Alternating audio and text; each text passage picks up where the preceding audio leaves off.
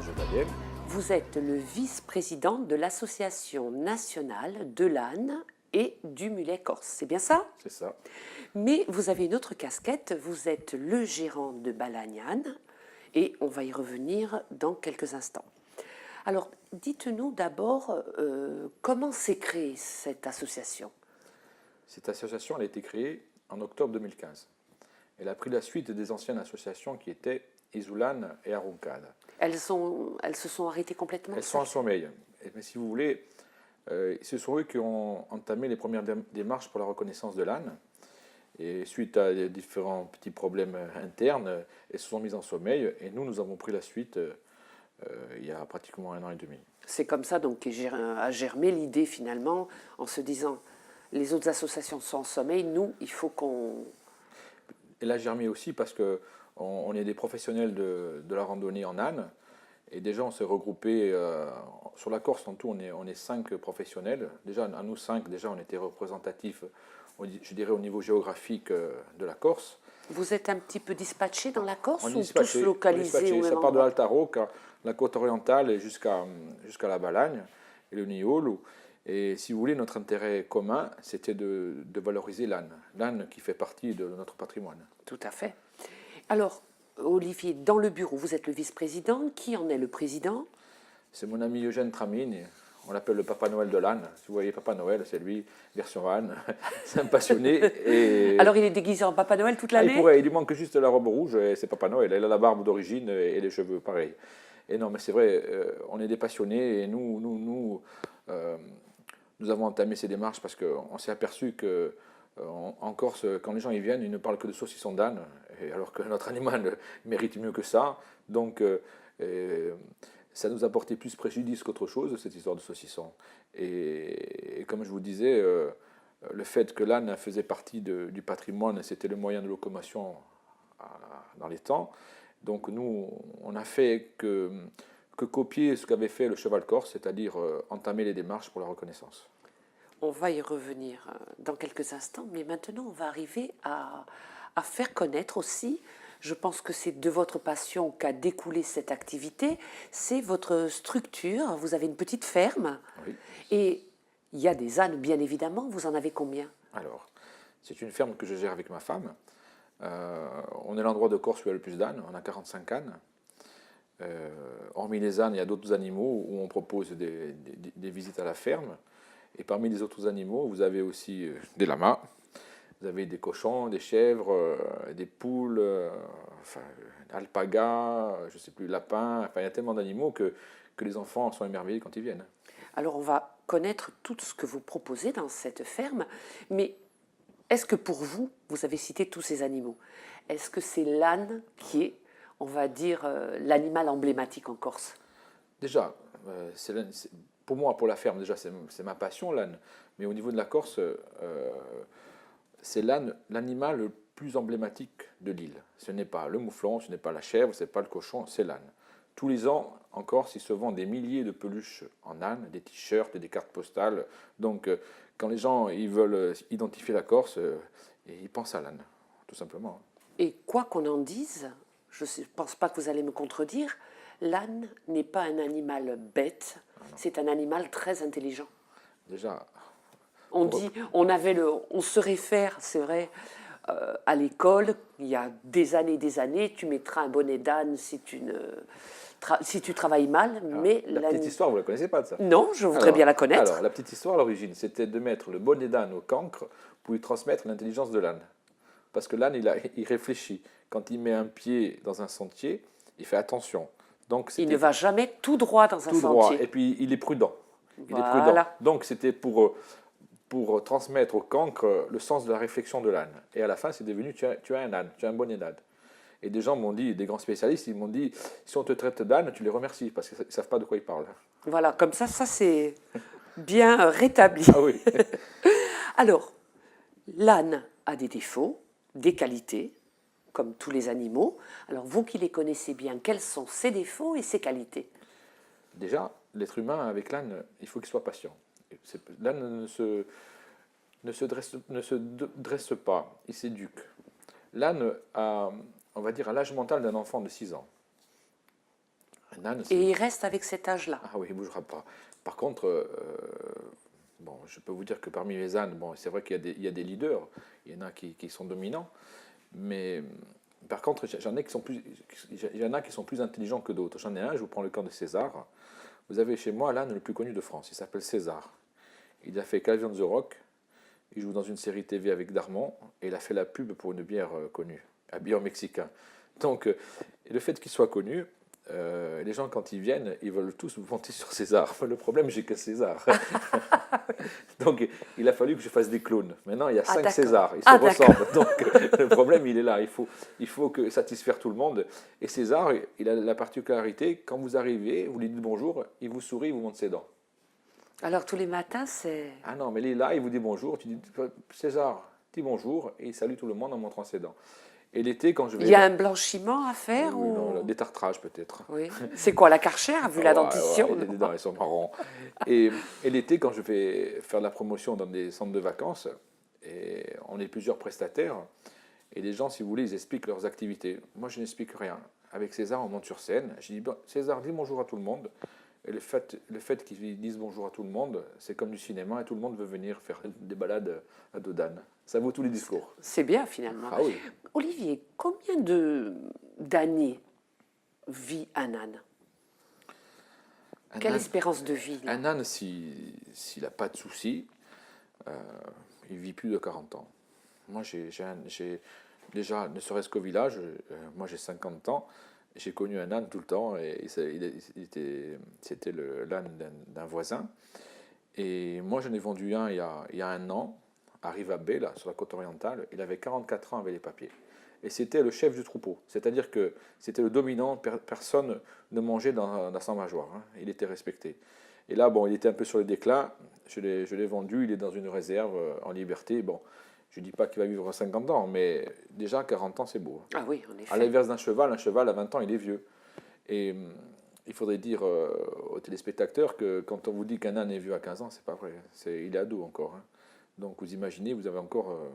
à 15 ans, il est ado comme un ado humain. Comme un ado. Et après, il est peut-être un peu plus, comment dire, un peu plus mature. Il sera moins peureux qu'un ânon d'un an. Et même, on dresse des ânes à 15 ans, qui n'ont jamais été montés. Et si vous voulez, un âne à 15 ans, vous avez encore des beaux jours devant vous pour en profiter. Hein. Alors, nous allons arriver à votre structure. On revient dans la structure. Ça s'adresse à quel public? À partir de quel âge? Alors la structure, elle existe déjà depuis 2008 et s'adresse à tout public, mais principalement aux enfants au départ. On organise des randonnées qui vont de l'heure jusqu'à plusieurs jours. Les randonnées d'une heure sont pour les enfants en général, parce qu'un enfant au bout d'une heure, il est installé sur un bas adapté, mais au bout d'une heure, il en a marre. Et les parcours partent de la ferme sur des sentiers qui ont été restaurés par la communauté des communes. Et on part de la ferme.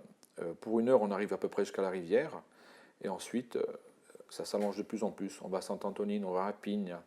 On fait ça, on va dire, à quel kilomètre-heure? Est-ce qu'on peut avoir une estimation ou pas? Combien vous pouvez faire Ça dépend s'il est sportif ou pas. L'âne. ou les gens aussi, parce qu'il y a aussi des aventuriers. Et après, je vous raconterai quelques anecdotes. Est-ce que ça arrive qu'il y a un sentier qui est plus dur qu'un autre à pratiquer et que on va dire, les touristes descendent de l'âne et le poussent, comme c'est arrivé de voir dans certains films? Non, il se passe que on a par exemple un passage difficile qui est à la montée de Toro à Sainte-Antonine. Il faut descendre. Ça s'appelle Udias-Uyegod, c'est 3/4 d'heure de montée. Mais ce qui se passe, c'est que les ânes, quand ils traversent la route, ils savent ce qui les attend. Et ils freinent des 4 fers. Et les gens, en général, ils m'appellent, ils me disent « Monsieur, l'âne ne veut plus avancer ». Alors j'ai dit « Soyez un peu autoritaire, parce que l'âne, il sait ce qu'il attend ». Mais qui les guide alors dans les chemins? C'est les gens, ils partent tout seuls. Ils partent tout seuls? Ah oui, le but des promenades, les randonnées, c'est encore autre chose. Le but des promenades, c'est de partir en famille avec un âne, avec un plan. Et là, vraiment, ils font la découverte de l'animal. J'ai aussi des gens qui partent uniquement avec l'âne, c'est-à-dire le plaisir de se promener avec un animal.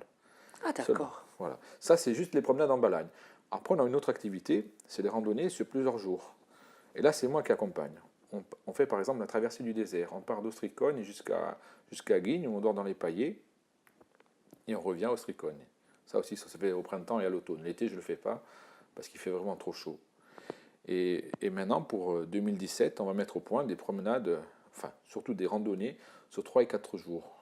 Dernièrement, on m'a donné les plans des sentiers, c'est-à-dire qu'on va partir de Santa Reparat. Par exemple, on va dormir à Belgoder ou Palasque. Ensuite, on va dans le Doursagne. On descend sur Calenzane, voir Galer. Après, ça dépend à qui on a affaire, parce qu'il faut aussi faire attention aux individus qui sont un peu aventuriers, qui ne connaissent rien à la Corse, aux ânes, Oui, qui partent. sans eau, Voilà. en Tiens, on va tente, faire le GR20 avec en le tente. LAN. Eh ben, je vais vous donner 2-3 anecdotes là, vous allez rigoler. Ça, c'est arrivé. Ah oui, alors, pour finir avec ça, c'est que il faut surtout faire attention à qui on a affaire, parce qu'on est responsable, et parfois il y a des gens qui partent avec des enfants en bas âge, et ça c'est déconseillé. Déjà, il faut un minimum d'eau, et voilà, et puis il faut savoir s'arrêter, il ne faut pas brusquer l'âne, parce que si l'âne ne veut pas passer, c'est qu'il y a un problème.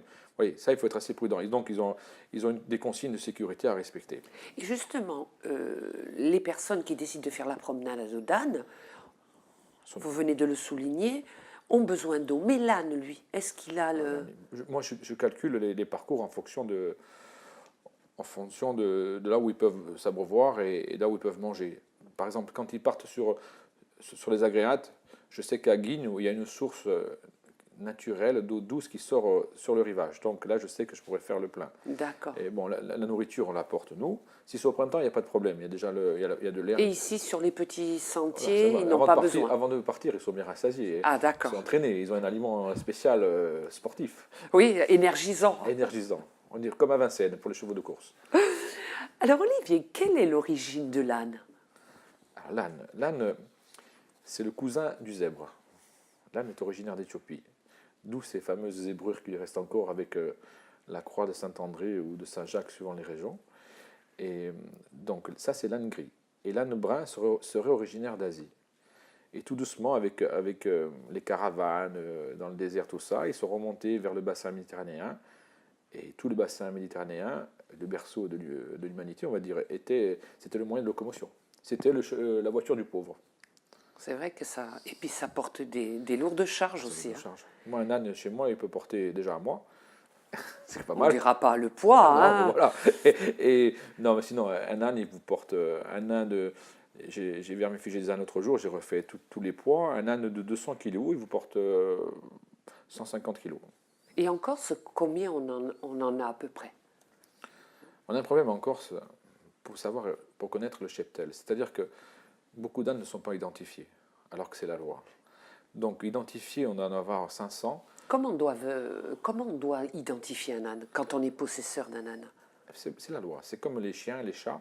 On va chez un On va chez un vétérinaire? vétérinaire. Celui-ci lui met une puce électronique dans l'encolure et ensuite il faut s'inscrire au CIR. C'est lui qui s'occupe. Qu'est-ce qu'est le CIR? C'est la référence des haras nationaux où il y a toutes les identifications. Ah, d'accord. Ouais. Alors, on refait un saut en On parle arrière. des aventuriers qui m'ont demandé certaines randonnées particulières. Non Allez, alors, ça vous fait plaisir. c'est Allons-y. là, vous allez rire. Il y en a un qui m'a appelé de Normandie. Il voulait un âne. Et il voulait aller à Saint-Jacques-de-Compostelle. Alors j'ai dit, monsieur, vous voulez aller à Saint-Jacques? Mais j'ai dit, mais vous me l'achetez l'âne plutôt que le louer.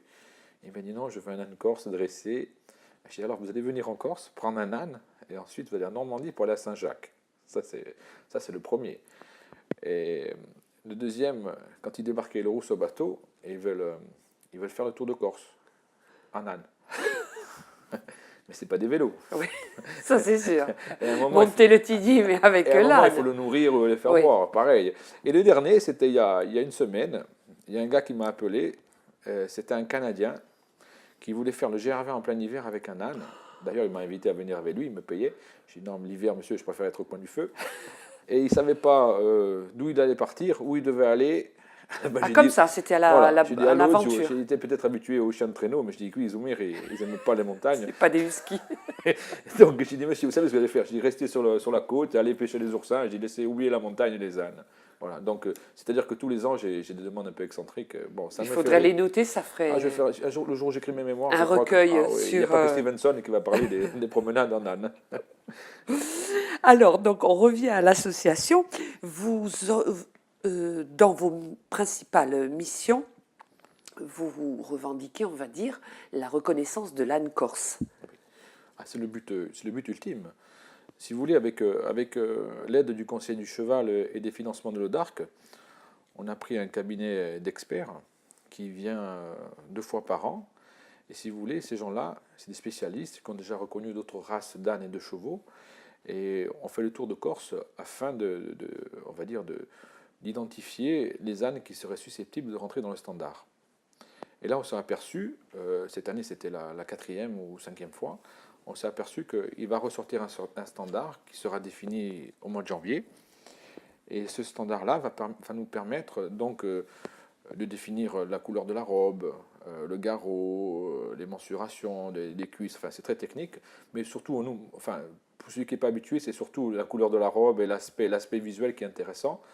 Donc, au premier abord, il en est ressorti qu'on aura un âne qui aura plusieurs couleurs de robe. Ça sera la seule race au monde, parce que tous les autres ânes qui sont reconnus en race, ils n'ont qu'une seule couleur. Et nous, on s'est aperçu qu'en Corse, que ce soit pour les chèvres, pour les cochons, même pour le chien, les couleurs, elles sont variées. Donc, ça permettait, on ne pouvait pas avoir une seule couleur. Donc, ça va nous permettre à nous d'avoir du choix au niveau des couleurs de robe, et également d'avoir, comment vous dire, l'âne, chez nous, il aura des zébrures sur les pattes. À chaque fois que la couleur de robe sera différente, mais il y aura quand même des zébrures et la croix de Saint-André. Et d'ailleurs, il est Pourquoi on l'appelle la croix de Saint-André? Je ne sais pas. Franchement, ça, c'est une question un peu piège, mais je ne sais pas. Je sais pas. Il paraît que j'ai entendu dire que c'était un saint qui avait touché dessus, il avait fait la croix de Jésus. Mais enfin, il y a 50 versions. Dans chaque pays, ça varie. Mais il est vrai que le fait d'avoir cet animal qui aura plusieurs couleurs de robe avec des zébrures, franchement, ça sera un animal qui sera envié par pas d'autres éleveurs, pas d'autres propriétaires de races d'ânes. Et franchement, je pense qu'on aura des débouchés économiques même sur le continent à ce niveau-là. Et vous-même, par rapport à l'association, vous faites le recensement?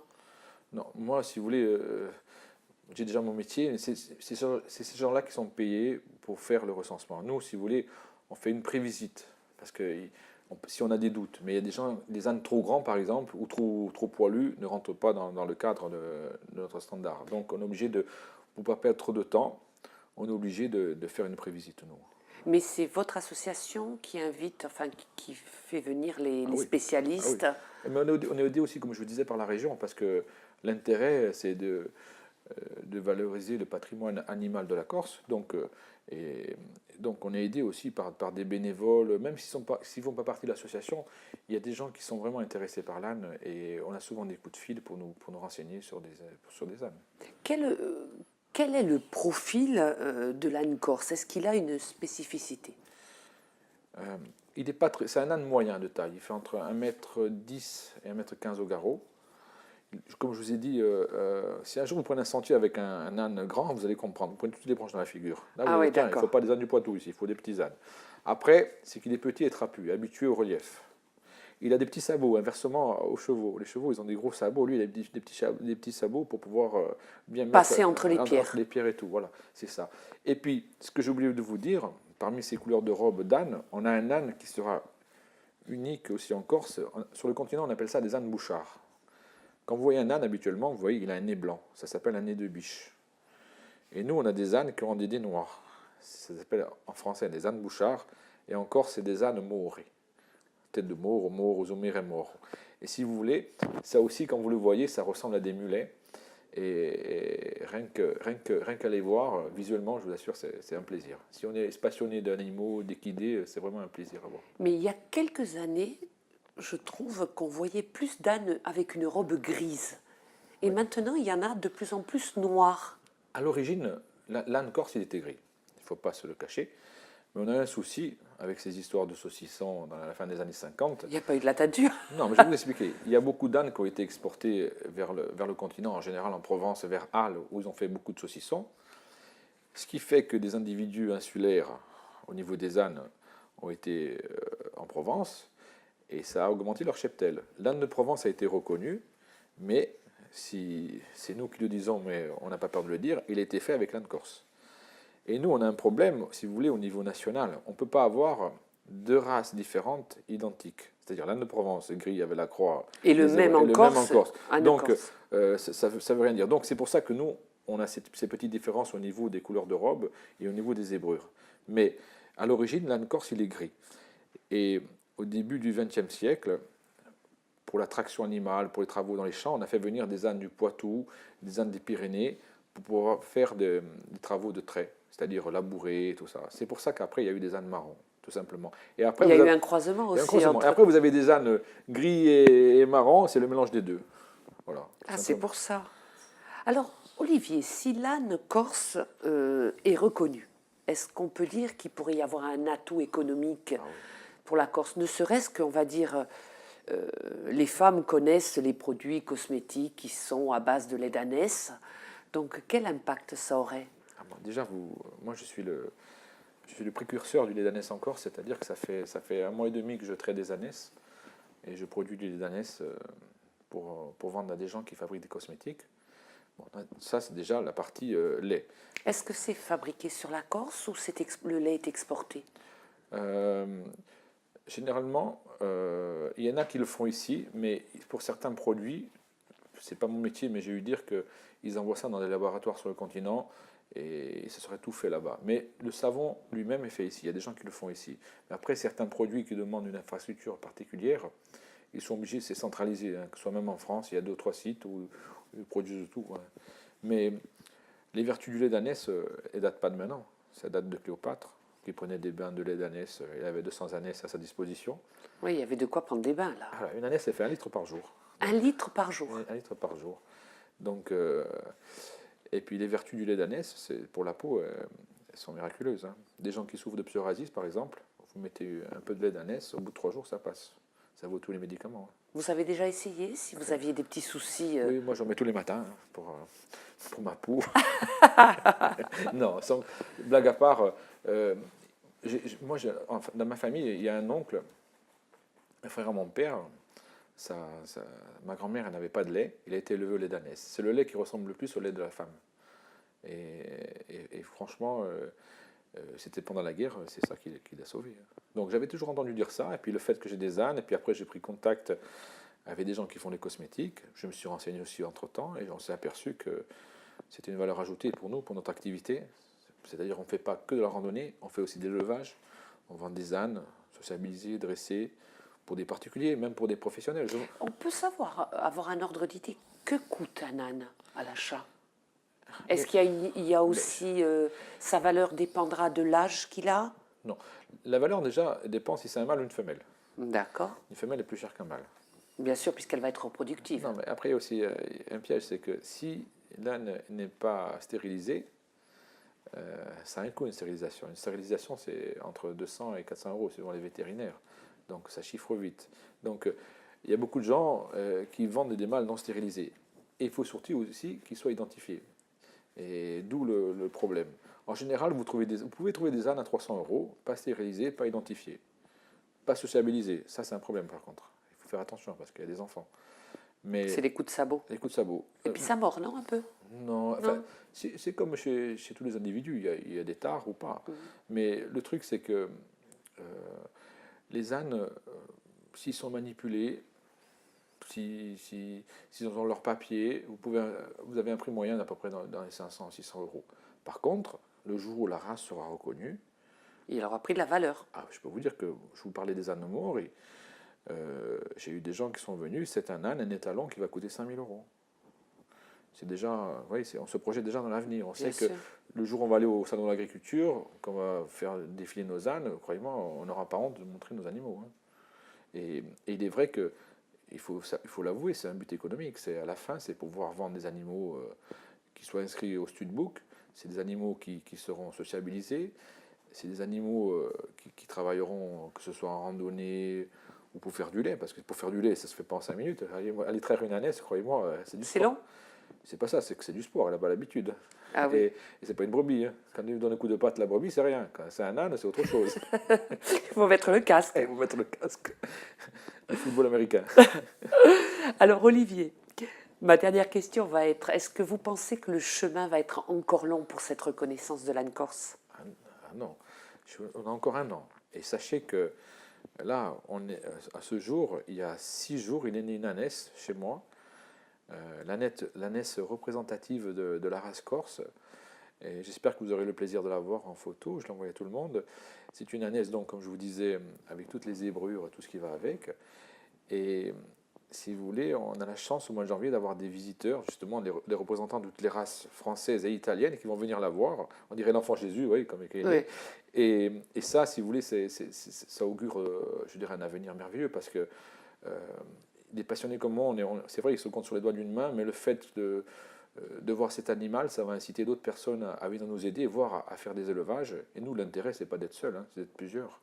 Et plusieurs, ça va créer une économie, on va dire même touristique, agricole, je dirais, même, je veux dire, pas industriel, mais le fait de faire du lait, le fait de faire des randonnées, le fait de vendre des ânes, il y a des jeunes qui peuvent s'installer. Et puis maintenant, on ne verra plus le petit bourricot traîner dans un terrain. C'est-à-dire, l'âne, il sera là, il travaillera, et il fera moins de bêtises, parce que quand il travaille, Oui. il fait moins de bêtises. Surtout. Ça, c'est sûr. C'est comme l'humain. Hein. Donc, et on pense que on va présenter notre dossier en début janvier 2018, je pense. Et ce dossier, il est présenté au ministère de l'Agriculture, qui lui le valide.